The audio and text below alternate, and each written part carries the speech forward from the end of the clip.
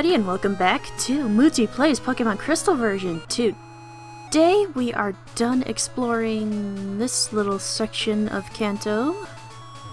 If you came here from Fuchsia City first, there would be a bunch of boulders in the way, and for some reason they don't clear up until you go specifically from the watery routes below to reach it.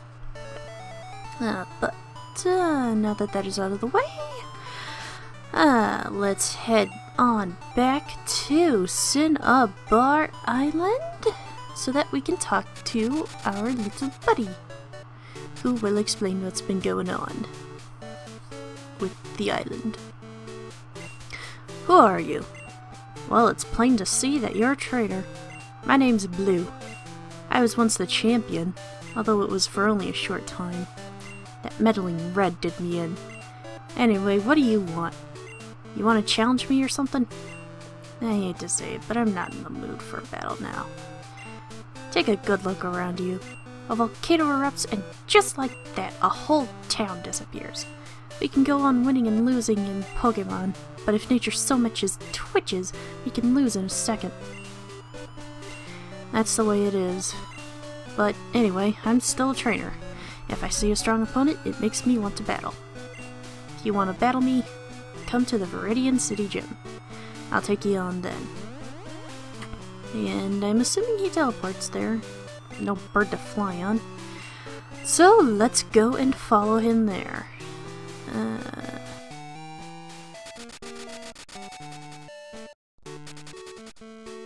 And after a quick little heal, let's go on up to where the gym was, a little bit behind the building where we encountered Cal. And go on here. And no move traders here, so it's just big old Blue. And yeah. Don't adjust your television sets, folks. What you're seeing is entirely rage-inducing on my part. See, for those of you who haven't been paying attention, or who have just been joining in on this particular part of my Crystal Let's Play, Mutti done goofed and forgot and somehow screwed up recording the fight with Blue, and then the stuff that happens precisely afterwards. And then I ran into this thing, which, look at the picture in the Pokédex. Notice how it's a bit more brown colored than that? Yes. I freaking ran into a shiny when I...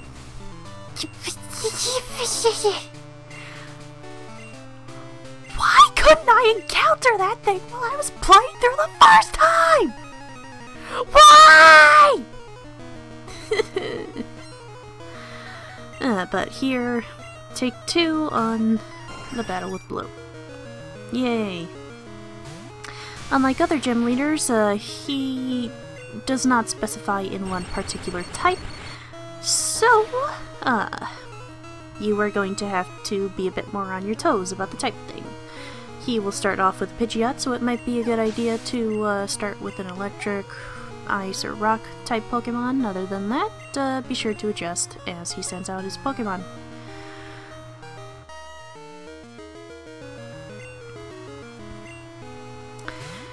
Now, for those of you who are interested in trying to guess the nicknames... Son of a bitch!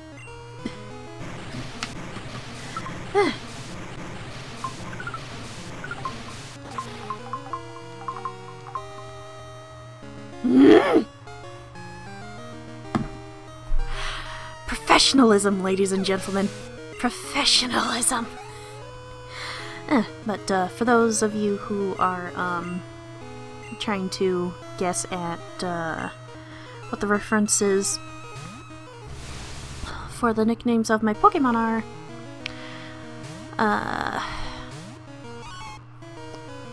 with the Meganium I caught in the attempt to record footage for Blue's fight, and the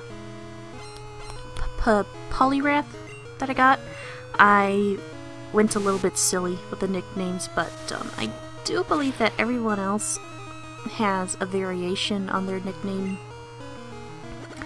that is related enough to the previous nickname that it should give you a better hint as to what the reference is. But another Alakazam with the freaking cover.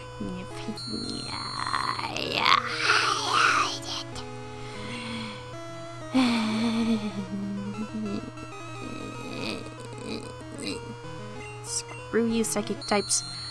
Screw you up the A with a barbed wire dildo that is rusty. Oh, wonderful, Screech. Ooh, but the Reflect has faded, so let's go in for a slash. Yay! Dead.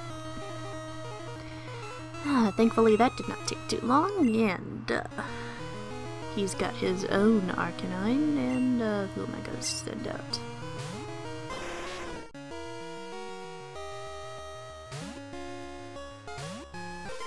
Yay, may stand instead of Maylene. Teehee, get it? I like puns. And honestly, I just don't get the hate for puns.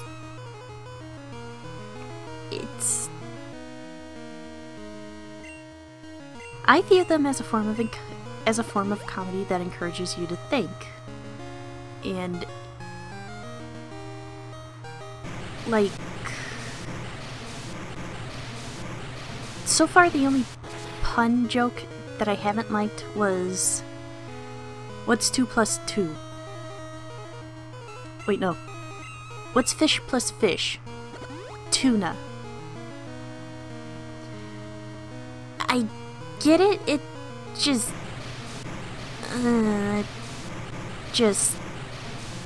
bit of a stretch for my tastes.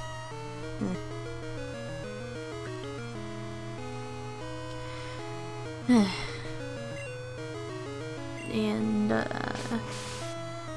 let's see, anything else?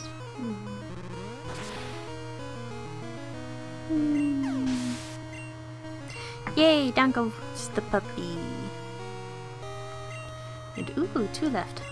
Executor, I do believe I know how to use it.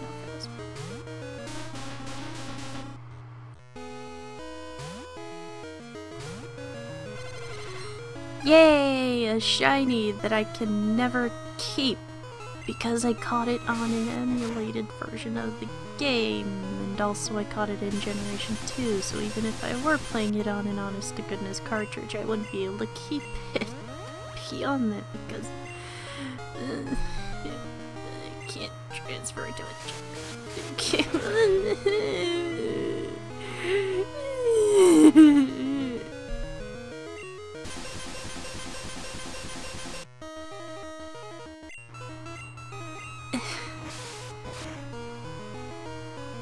like, I've probably said this before, but since it's come up again, I've run into enough shinies that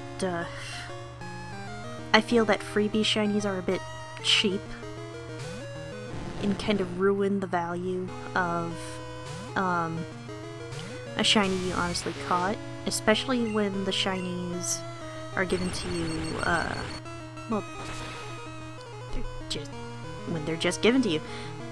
Because, especially now that it's ridiculously easy to transfer Pokemon from one generation to the next, though you can't transfer it back, you can still keep it at least, even if you decide you want to start over in the old game. And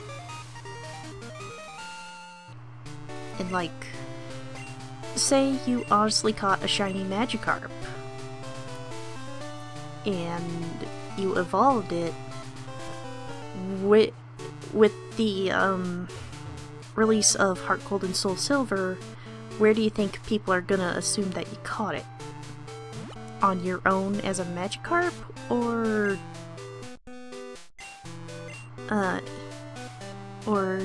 as the Red Gyarados in the Lake of Rage?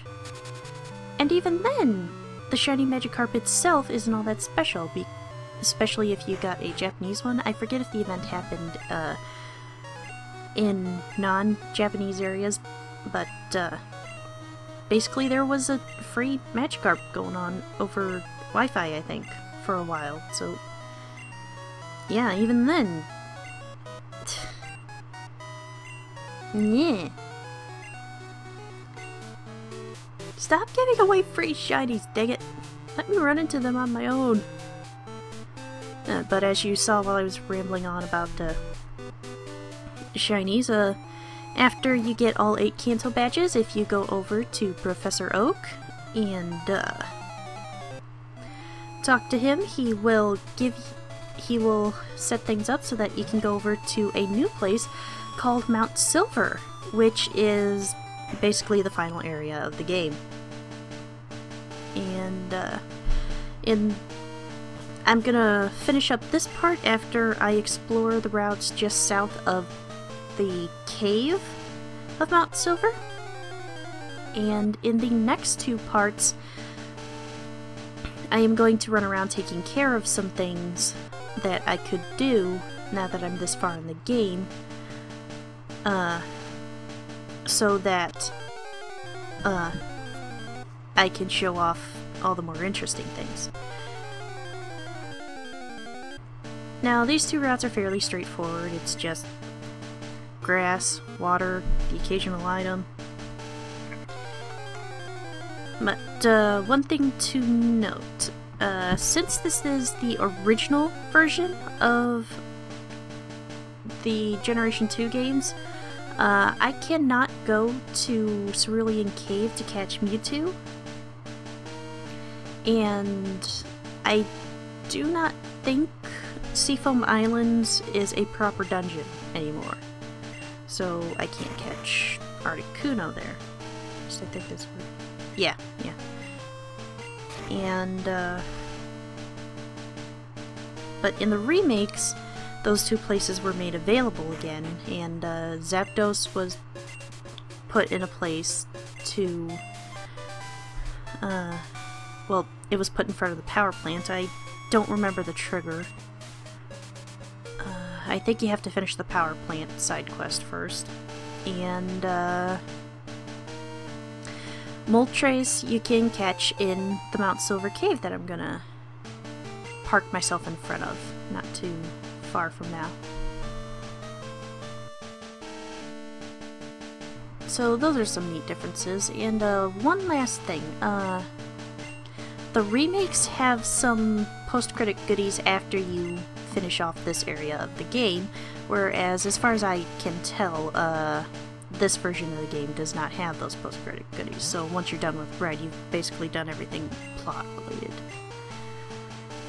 And a quick little exploration over here, and there's probably an invisible item there, but I don't care, grab it. So I am going to park myself in front of the Mount Silver Cave, and I will see you guys next time as we go take care of some odds and ends around Johto and Kanto. See you guys then!